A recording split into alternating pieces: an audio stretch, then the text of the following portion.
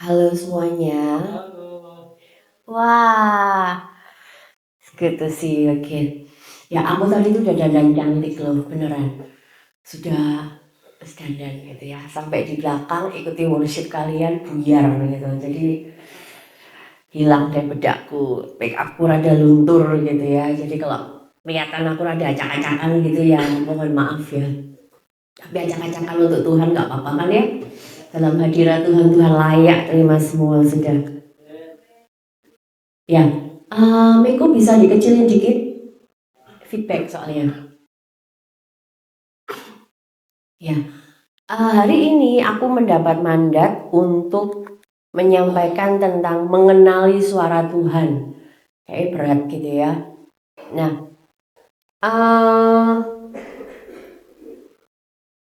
kita itu kadang menganggap suara Tuhan itu sangat-sangat kudus sampai hanya orang-orang tertentu yang bisa dengar. Hanya orang-orang tertentu yang Tuhan ajak ngomong gitu kan.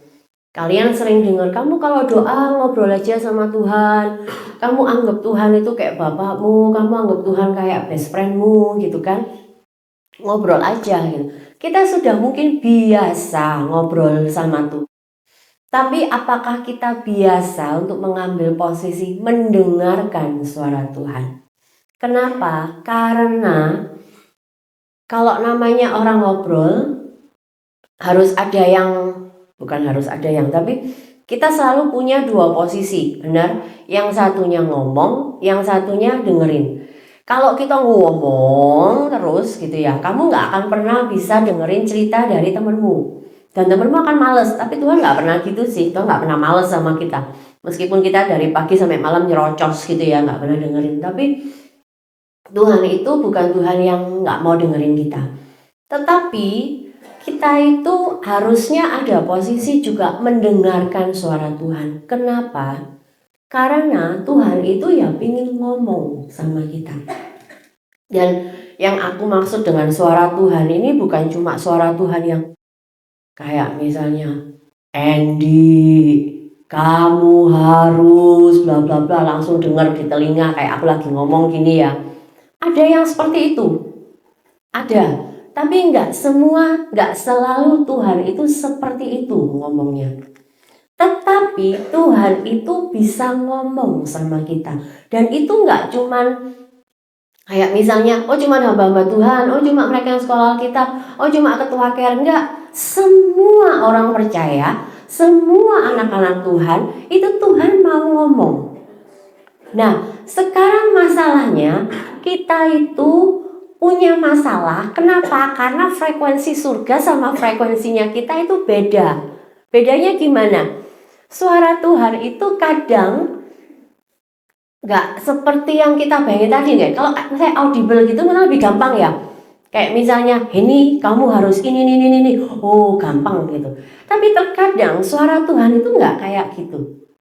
Bisa macam-macam gitu. Aku nggak tahu Cik Christine bakal bawa kalian, ngajarin kalian seperti apa nantinya. Tapi untuk hari ini kita akan fokus di bagaimana sih kita mengenali suara Tuhan. Karena aku sangat yakin kalian pasti punya masalah. Kalian pasti punya beberapa keputusan yang harus kalian ambil. Contoh gampang, kalian mau masuk SMA mana? Kalian mau kuliah di mana? Pasti harus mikir kan, apalagi yang sudah SMA kelas 2. Pasti sudah mikir, aku nanti kuliah di mana ya? Karena keputusan itu diambil bukan nanti kelas 3, tapi sekarang kamu sudah harus mikir. Kelas 3 tinggal daftar. Terus misalnya yang SMP kelas 3, aku nanti mau masuk SMA atau SMK.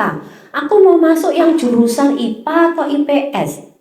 Aku mau masuk SMK yang jurusan mana? Kamu sudah mikir kan pasti. Nah, sekarang keputusannya apa? Misalnya ada 5 pilihan di depanmu. Waduh, aku yang mau SMA, aku yang mau SMK. Gimana ya? Papa mama terserah kamu mau masuk yang mana? Oke, berarti bisa dua-duanya. Sekarang aku masuk SMK. SMK ada banyak jurusan. Bahkan yang sekarang itu sudah nambah lagi jurusan. Nah, yang mana lagi yang harus kita pilih? Terus belum lagi nih, itu ada cewek itu cakep banget itu. Waduh, aku boleh nggak ya deketin dia? Sementara ini rivalku itu banyak gitu.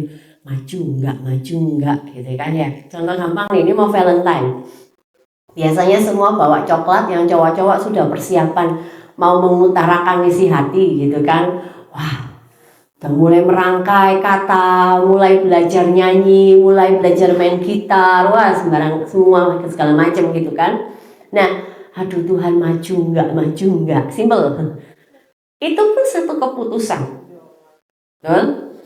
Kamu yang kuliah malah lebih parah lagi. Aku nanti mau masuk mana ya? Karena kalau sudah masuk kuliah, ini sudah bukan SMA lagi. Kamu masuk dengan harga yang sangat mahal. Jadi kalau kamu misalnya, wah aku nggak mau nih, aku nggak cocok ini 2 bulan aku keluar nggak bisa. Itu uangnya itu sudah masuk berapa juta itu gitu kan. Berarti kamu harus pikirkan benar-benar. Ada banyak hal yang mungkin sudah kerja kakak-kakak. Waduh, aku resign atau lanjut ya. Itu sudah masalah. Terus aku mau milih kerjaan yang mana ya? Itu sudah satu keputusan yang harus diambil. Nah, kita sering ngomong sama Tuhan, Tuhan enak yang mana ya? Yang ini atau yang ini? Tuhan aku harus gimana? Gini atau gini ya? Ada masalah, Tuhan aku harus gimana ya? Tapi apakah kita mau untuk mendengarkan suara Tuhan? Dan itu take time. Itu butuh waktu. Aku punya pertanyaan yang sangat sederhana.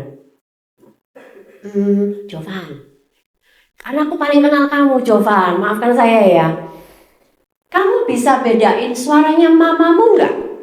Kalau sekarang nih ya, ini pasar, ini banyak ibu-ibu, suaranya kan gitu kan. Namanya ibu-ibu kan nggak pernah, apa kabar, nggak pernah kan, wah wes level 5 gitu. Kamu bisa ngenalin suaranya mamamu nggak? Mungkin bisa, oke. Kalau misalnya nih, ada suaranya Cik Christine ngobrol di belakang, Cik Fania ngobrol gitu ya. Terus apa Kak Dini, ada nggak Kak Dini ngobrol gitu ya. Terus ada siapa lagi ngobrol, Kometiu gampang. Kometiu sama Kak Endi gitu ngobrol. Kamu bisa nggak kenalin suaranya Cik Christine?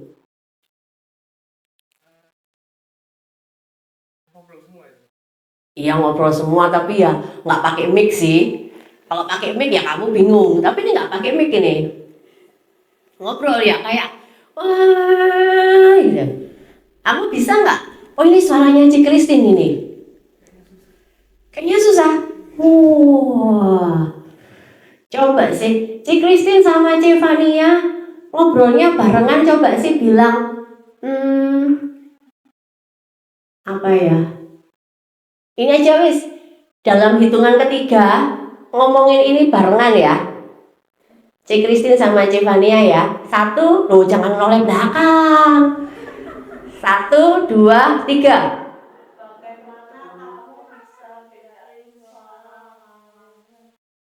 Oke, kamu bisa nggak? Itu cuma 2 suara. Kamu bisa bedain nggak mana suara Cik Christine? Bisa. Kenapa? Betul, karena khas. Nah sekarang kalau itu suaranya mamamu bakal lebih gampang nggak kira-kira? Lebih gampang. Kenapa? Kenapa kamu bisa gampang bedainnya? Gampang, karena kamu ketemu tiap hari. Bener nggak? Kamu datang, ma pulang, kamu sudah makan tak? Gitu kan suaranya gitu toh. Nggak tahu, mungkin mau dari mamamu beda gitu ya. Atau kamu, maafkan suaraku. Misalnya nih, Henny, kamu sudah buat PR tak? Gitu. Atau misalnya, mana itu? Ayo kamu bantuin mama sini gitu. Suaranya itu khas banget mamamu. Jadi kamu mau ada selimah ibu-ibu kamu ditutup mata kamu tahu suaranya mamamu. Yakin. Kenapa? Kamu dari perut mama tuh sudah dengerin suaranya mama. Begitu kamu buka mata, kamu tahu persis. Oh ini suaranya yang biasanya ini. Oh ini suaranya papamu. Kamu bisa dengar. Kenapa? Karena tiap hari. Ngobrolnya tiap hari. Entah mamamu yang ngobrol, kamu yang dengerin gitu ya. Tapi kamu denger itu tiap hari. Yang pertama. Yang kedua, kamu gimana caranya? Kok kamu tuh bisa ngerti nih? Wah ini orang yang aku suka. Baru ada yang lewat. Ya apa kabarmu? Waduh itu si dia itu. Atau iya gimana? Besok kita jadi ke mall. Itu kan si itu gitu. Ayo, kamu kok bisa langsung relate gitu, kenapa? Pasti tahu kan? Ngalamilah kalian, jangan muka-muka polos begitulah. Alami kan kalian denger, oh ini gitu, denger lah. Kenapa? Simple. Kenapa kamu bisa? Padahal itu mungkin lain kelas, padahal mungkin itu kakak kelas gitu kan. Ketemunya juga nggak tiap hari di kelas. Kenapa? Karena alasannya gampang. Karena kamu suka. Jadi dua syarat untuk kita itu bisa dengar suaranya Tuhan cuma dua. Syaratnya cuma dua. Yang pertama, kamu punya hubungan yang dekat sama Tuhan. Yang kedua, kamu suka sama Tuhan. Kamu mengasihi Tuhan. Kalau kamu dua hal ini, sudah pasti kamu bisa dengar suara Tuhan. Kalau kamu nggak mengasihi Tuhan, ya itu akan susah. Kenapa? Ya gimana kamu bisa dengerin gitu loh, kamu nggak kepingin denger. Ya kan, kalau kamu sama orang yang kamu benci, kamu nggak kepingin denger kan. Tapi kalau itu adalah orang yang kamu sayang, kamu pasti bisa dengar. Kalau itu orang yang kamu bergaul, akrab bergaul setiap hari, kamu pasti tahu. Nah, sekarang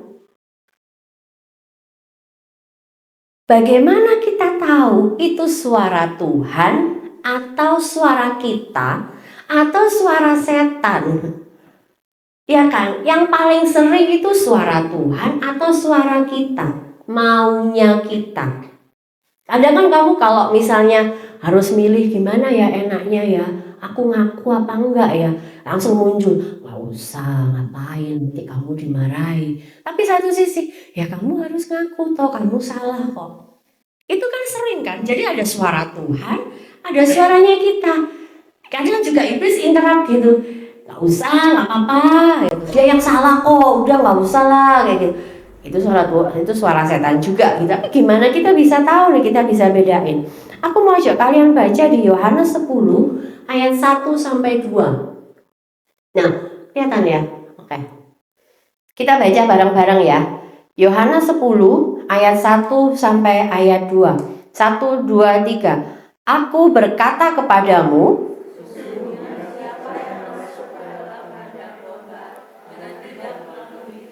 tetapi dengan memanjat tembok, ia adalah. Tetapi siapa yang masuk melalui pintu? Oke, apa hubungannya? Seorang gembala itu nggak akan manjat tembok. Dia nggak akan lewat pintu belakang. Dia akan lewat pintu depan dan penjaga itu akan membuka pintu. Artinya apa? Artinya Tuhan tidak akan pernah berbicara sesuatu yang tidak sama atau berlawanan dengan firman Tuhan. Dengan Alkitab yang kalian pegang. Gak akan pernah. Kalau misalnya ada firman jangan mencuri, gak ada nih namanya kalau mau kepepet gak apa-apa. Kamu kan gak bisa bayar uang sekolah, gak apa-apa, ambilan itu HP-nya temenmu. Gak ada.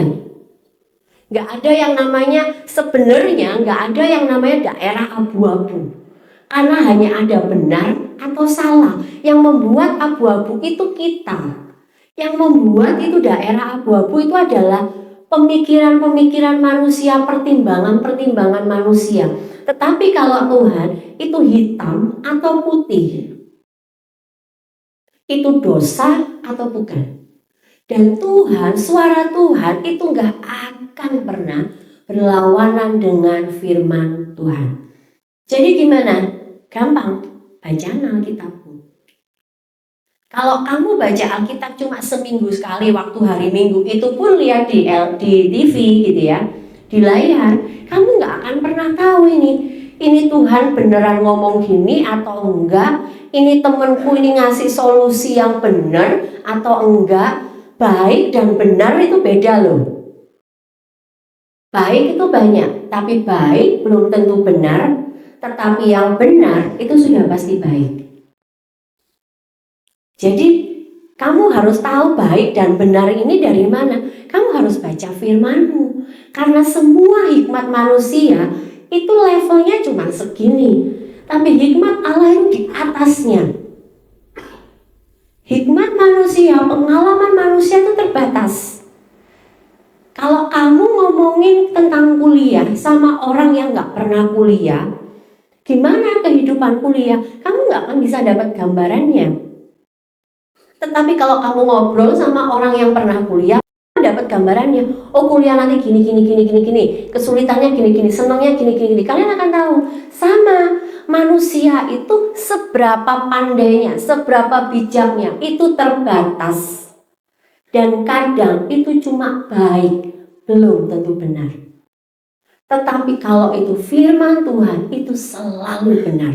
Dan dia di atas, dia melingkupi semuanya. Firman itu selalu up to date. Nggak mungkin kayak, wah itu ya saya di zaman sana, ya zaman purbakala, zaman sekarang Gen Z nggak. Firman Tuhan itu selalu relate dalam hidup kita. Jadi yang pertama, suara Tuhan itu nggak akan pernah berlawanan dengan firman Tuhan. Yang kedua, kita lihat yang ini. Pencuri itu akan membawa domba untuk keluar, berpisah dari kawanannya. Jarang ada gembala ini, maksudnya pencuri itu yang semua ayo pergi yuk bareng-bareng. Enggak. Kebanyakan itu ya mereka mencuri domba lalu dibunuh domba itu. Jadi dipisahkan dari kawanannya. Nah, suara Tuhan itu tidak akan pernah menyuruhmu keluar dari komunitas orang percaya. Gak akan pernah ada suara bilang, kamu ibadah aja di rumah online, gak perlu ke gereja. Gak perlu, sudah gak apa-apa. Kamu kan sudah selesai nih, baca Alkitab sampai 100 kali habis kan. Sudah cukup kamu belajar firman di rumah. Gak apa-apa, usah. Itu bukan suara Tuhan. Kenapa? Karena Tuhan gak akan pernah nyuruh kita keluar dari gereja Tuhan. Kenapa? Karena Ibrani 10 ayat 25, janganlah kamu menjauhkan diri dari pertemuan ibadah kita. Gak akan pernah. Lalu ada ayat, nanti gini, tadi aku bilang sempat singgung, pencuri itu hanya akan mencuri, membunuh, dan membinasakan. Benar? Gak ada kan? Pencuri terus dia ngambil domba dielus-elus gitu. Aduh, kerennya kamu, aduh lucunya sih domba ini sudah aku piara. Gak ada, kebanyakan bakal dibunuh atau dijual. Jadi iblis itu tidak pernah punya rencana untuk apa? Hanya untuk membuat hidup kita itu menjadi lebih baik. Enggak. Tapi Tuhan tidak akan pernah berbicara sesuatu yang akan menuntunmu untuk membuat hidupmu celaka atau keluar dari hadirat Tuhan. Nggak akan pernah. Jadi kalau ada kamu mendengar, sudah nggak apa-apa. Misalnya nih, kamu habis SMP gitu ya, kamu kan seneng sama si itu gitu. Sudah merit aja gitu. Wah, sudah pasti itu bukan suara Tuhan. Kenapa? Karena endingnya hidupmu bukan lebih baik gitu loh. Dan Tuhan tidak akan pernah gitu loh. Jadi renungkan dua hal ini. Yang pertama, apa hasil akhir dari suara Tuhan yang kamu dengar tadi? Apa hasil akhir dari pertimbangan yang tadi kamu bayangkan, yang tadi kamu pikirkan? Apakah itu akan membawamu semakin dekat dengan Tuhan?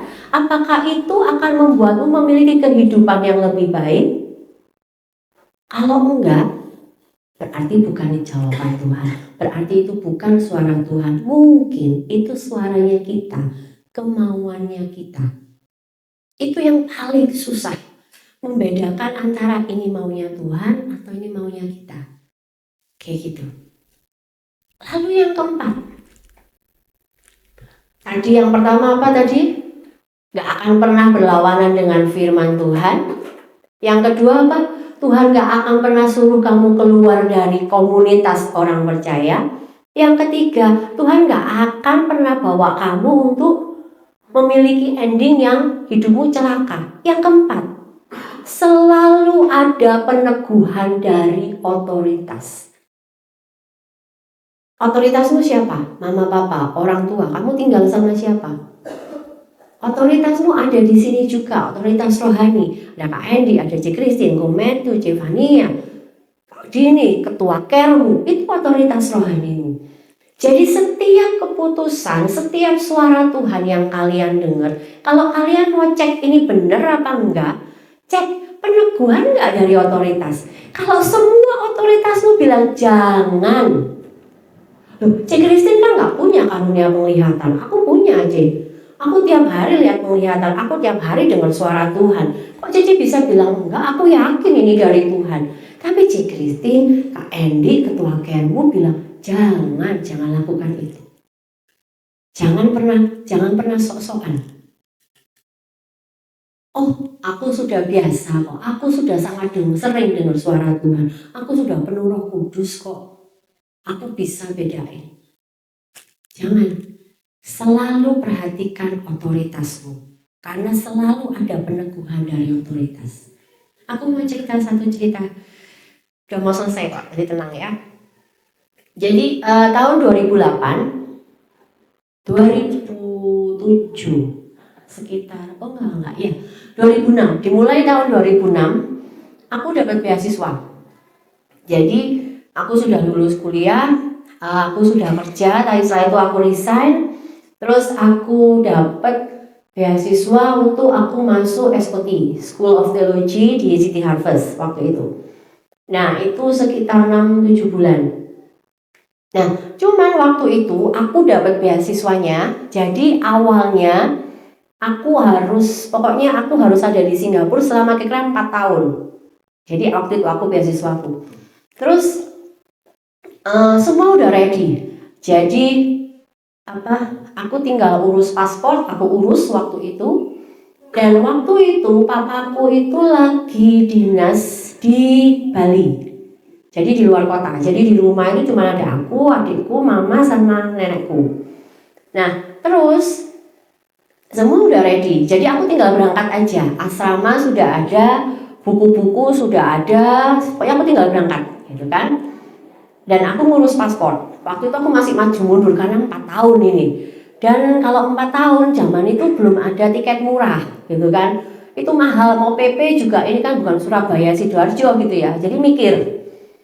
Terus tapi aku jalan dengan iman. Pokoknya ngurus paspor gitu kan. Ngurus sudah jadi. Terus sudah siap ini tinggal minta izin kan. Cuman aku tuh gini, Tuhan, mamaku itu